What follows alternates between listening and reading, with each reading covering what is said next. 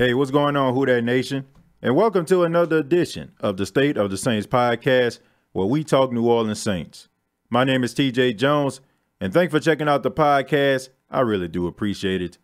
Well, Who Dat Nation, offseason has officially started for the New Orleans Saints, and they have wasted no time with releasing Kurt Coleman. That's right, the safety that formerly played for the Carolina Panthers and only had 1 year with the New Orleans Saints. The Saints have decided to move on from Kurt Coleman. Now, I like Kurt Coleman. I liked him when he was in a Carolina Panthers uniform. It was one season, I think it was their Super Bowl season in Carolina, where he led the league in interceptions.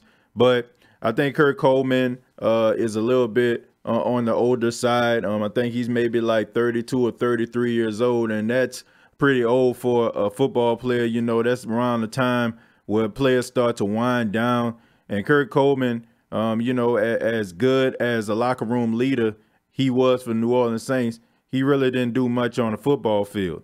And the New Orleans Saints definitely need another safety back there. There have been reports that the Saints have been looking at former LSU Tiger, Arizona Cardinal, and Houston Texan Tyrann Mathieu, and also former Alabama Crimson Tide and New York Giant Landon Collins. These two individuals are free agents this season, and they will be looking for a new home. It was reports that Landon Collins, the safety for the Giants, cleaned out his locker. And usually when players do that, that means that it's probably about that time for them to move on. Landon Collins is a Pro Bowl safety, and I feel like he would be a great fit for New Orleans Saints. Also, Tyrann Mathieu, I think he would be a great fit. I think he'll fit in the locker room like a glove. A lot of the Saints players are friends with Tyrann Mathieu. I see Michael Thomas always joking around with Tyrann Mathieu on social media. So, you know, they got a relationship there. And I think that Tyrann Mathieu, to be playing for his hometown team, I think he will really be excited about it. Now, I do think the Saints need to pursue one of these guys, but for the right price. I'm always about the right price, okay? I love these players. I like that they're young. I like the fact that they have a lot to give to the team. However, I don't think that the Saints need to overexert themselves trying to get these players just because namesake. Now, these guys can contribute to the team, but at the end of the day, you want to make sure that you pay the core of your organization. And those players are Alvin Kamara, Marshawn Lattimore, Marcus Williams, Ryan Ramczyk, Michael Thomas. And if I'm missing anybody else, I apologize, but those are some of the people that I can think of right off the head. You got to make sure that you pay those guys. And speaking of pay, the New Orleans Saints running back Mark Ingram. Now, we all know that Mark Ingram is an unrestricted free agent. That means that he can go out here and sign with any team he so rightfully pleases. But Mark Ingram wants to be a New Orleans Saint till he retires. He said that on numerous occasions. Mark Ingram is a locker room leader, a guy who is the heart and soul of the team. Well, one of the hearts and souls of the team. I think we can name a few more. But Mark Ingram, he is a great presence in the locker room, and those 4 games that he missed for violating the league substance abuse policy, you can tell that he was missed in the locker room, and you can tell that players love him because a couple of touchdown celebrations that Alvin Kamara had at the beginning of the season, you seen him like celebrating and throwing up the peace signs on both hands, symbolizing the number 22, and also doing the little funny dance that Mark Ingram brought out a couple seasons ago. But Mark Ingram did say that he wanted to be a Saint. However, he said that he is asking for $5 million per year. So he is looking for a contract of $5 million a year.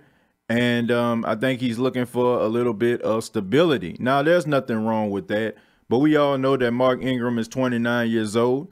And Mark Ingram is, in a lot of people's eyes, a old running back. Now, that sounds crazy because how can you say that a 29-year-old man is old? But according to media people and the NFL, they think that the age of 30 is the decline of the running back.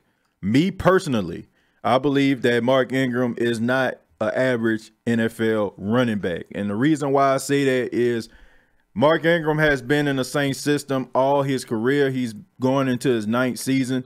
And we all know how the New Orleans Saints roll, right? I mean, they're not one of those teams that just give the ball to just one running back and just allow him to get 300-400 carries a year. Mark Ingram does not get 300-400 carries a year. He's not one of those bell cow running backs. So by him not being that, he has a lot more tread on the tire going into his 30s than some of these other running backs have, like a Adrian Peterson. I mean, Adrian Peterson, he ran the ball the majority of the time, like 90+% of the time for the Minnesota Vikings. So at the age of 33 years old, you can see a decline. The only person I ever seen who gets 90% of the carries and they had a long career is Frank Gore. I mean, I don't know, man. I don't know if he found the fountain of youth or he has the fountain of youth in his house, but Frank Gore found it, man. But but Mark Ingram, man, like I said, he's not like some of these other running backs. And if he's asking for $5 million a year, I think the Saints should do it. But I think that it just should be a 2-year contract. Now, I don't think that he is going to retire or he's going to go into a decline after those 2 years. But at the end of the day, I think it will be time for him to move on. I think that you keep him to the age of 31 years old, and then you allow him to finish out his career with another team. Maybe he can go to a team that's probably on the cusp of winning a Super Bowl or be a Super Bowl contender. But I don't want to see Mark Ingram leave the New Orleans Saints organization.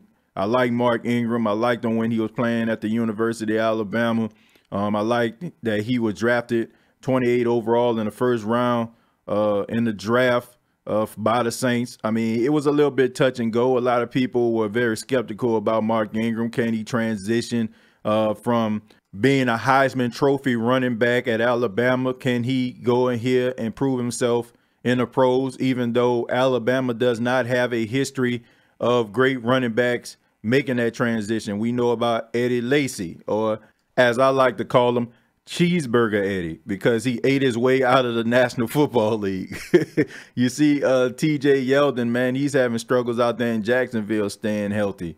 You think about Trent Richardson, picked 3rd overall by the Cleveland Browns, and he had a good year. And then after that, you didn't hear about him anymore after he was traded to the Indianapolis Colts. And then he played for the Raiders for a little while, and he bounced around the league, and now he's in the AAF. I mean, you see all of these running backs who have played for the University of Alabama, it just does not click when they go into the league. But, I mean, Derrick Henry, he was looking kind of suspect, but now it seems like the light turned on for him.